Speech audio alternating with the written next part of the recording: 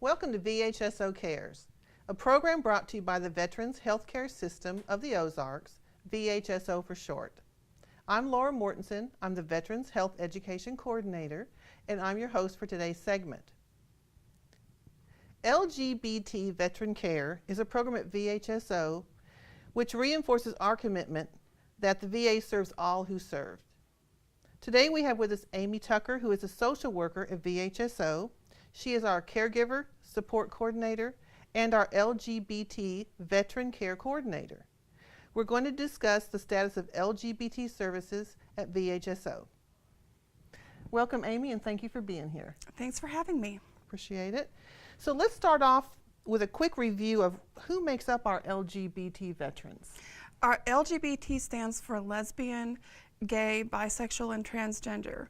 And we don't know exactly how many are at our VA, but as a whole, there's 5 times more transgender vets through the VA system than in the community. Really? Yes, and so we are trying to make sure that they feel like they're included, that they're a part of the VA system, and that they're being respected as well for their health care and their needs that they have. What does the VA pass down in the form of requirements for LGBT veterans to its facilities? In regards to requirements, there is a program that started in 2016 through the Office of Patient Services, and that is the LGBT program. That's a point of contact program. Okay. And what that means is it's a memorandum, and every VA needs to have an LGBT Veteran Care Coordinator. And what that person does is they're the point of contact for any LGBT veterans that have questions or concerns or just need to be able to go to someone that they feel is a safe person. And the LGBT Veteran Care Coordinator also is the one that trains folks regarding policies that come down the line, okay, educates folks, and is a problem solver and almost like an advocate for LGBT veterans if they have issues that arise. Okay, and that's your role? That's my role. It's a collateral duty. Okay. So in 2017, VHSO received designation as a leader in LGBTQ healthcare equality. Can you tell us more about that recognition? Yes. The Healthcare Equality Index, which is created by the Human Rights Campaign, which is the largest advocacy group for LGBTQ people in America.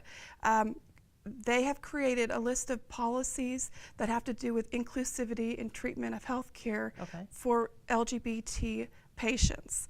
And this list is there's 5 main categories, and then there's things that are kind of subcategories of that. And every year we have to complete all of those, and based on that, it's a point system. If you get 100%, which is obviously the top score, you're a leader in healthcare quality for LGBT veterans,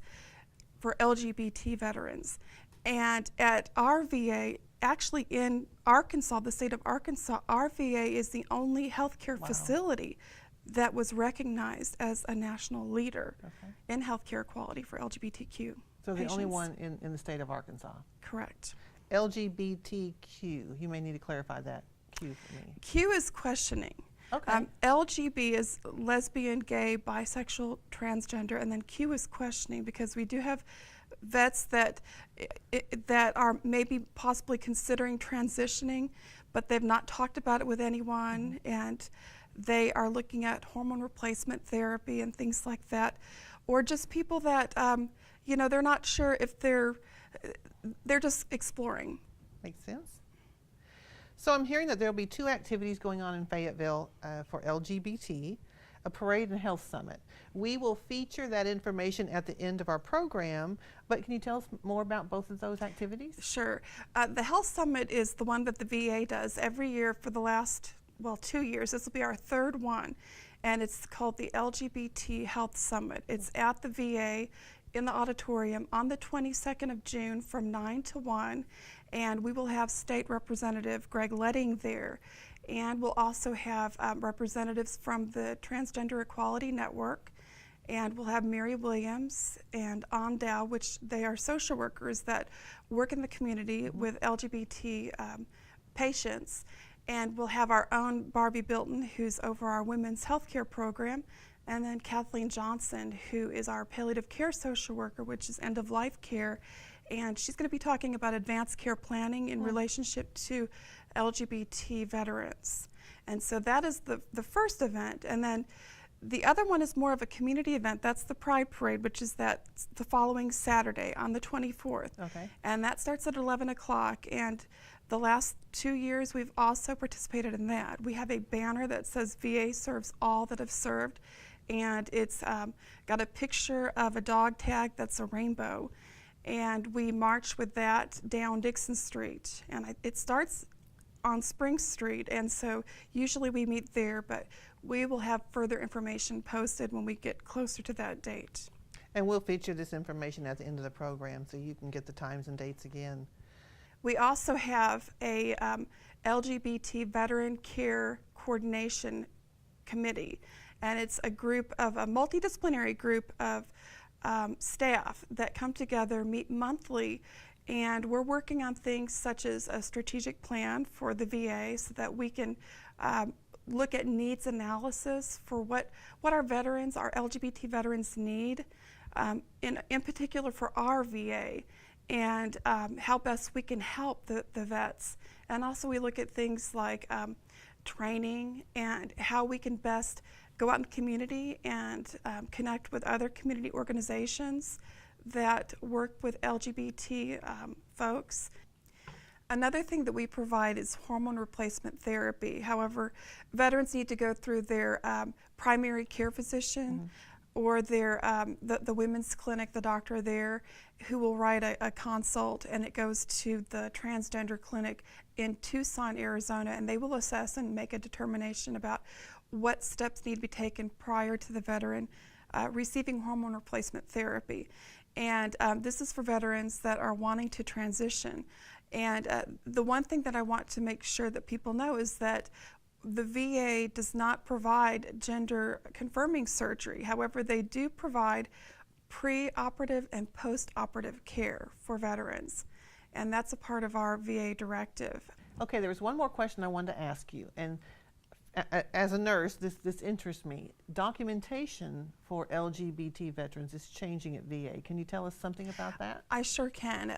Nationwide, there's been a patch that's been sent out, and we have that patch now, which states that it actually, in our record system, which is CPRS, there are 2 new demographic fields, and one is your sex at birth, and one is your self-identified gender identity. And you can, when you are checking in, you can check to see if that has been updated. You can ask them to update that for you by talking with the clerk or by talking with the AOD, or you can do it yourself through My Healthy Vet. Yes. So is there anything else, Amy, that you want to share with the viewers in our audience? Yes, I do want to make sure everyone knows that we serve all who serve at the VA. That includes lesbians, gay, bisexual, transgender, questioning. We serve all who serve. Thank you for sharing this information with us. I appreciate you being here. Well, you're welcome. We'll feature Amy's contact information here at the end, and thank you for viewing. Please call us if you have questions, and thank you, and VHSO cares.